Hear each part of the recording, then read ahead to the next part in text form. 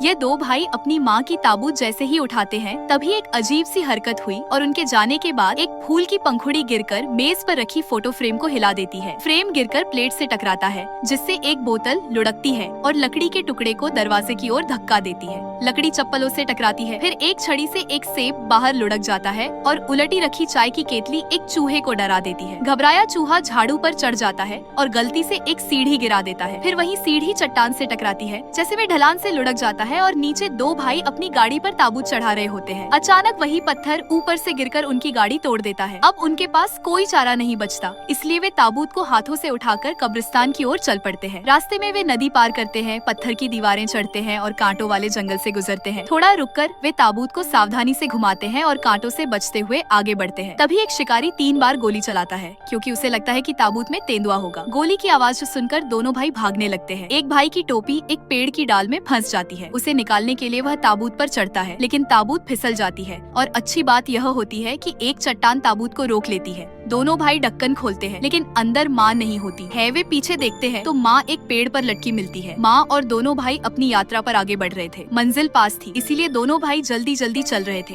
लेकिन गलती से एक चट्टान से नीचे गिर गए। किस्मत से दोनों भाई एक पेड़ की डाल से बच गए। जब होश आया तो कब्रिस्तान के पास थे। तभी एक बड़ा पत्थर दोनों भाई के ऊपर गिरा। दोबारा होश आया तो जमीन के नीचे थे और माँ भी जाग चुकी थी। तभी सफेद कबूतरों का एक झुंड आया जो अचानक मौत की आत्मा में बदल गया। उसका काम आत्माओं को दूसरी दुनिया में ले जाना था। दोनों भाई अपनी माँ को ले जाते हुए देखकर बहुत गुस्सा हो जाते हैं और उसे रोकने के लिए तुरंत कूद पड़ते हैं। छोटा भाई ताबूत पर कूदकर भूत के हमले से बचता है और माँ तक पहुँच जाता है। वे जल्दी जल्दी पानी में तैरते हैं। जैसे ही ताबूत डूबने वाला होता है वे उसे ऊपर खींच लेते हैं। फिर माँ को बाहर निकालकर फटी हुई चादर से ढक देते हैं और इस तरह अपना काम पूरा कर लेते हैं।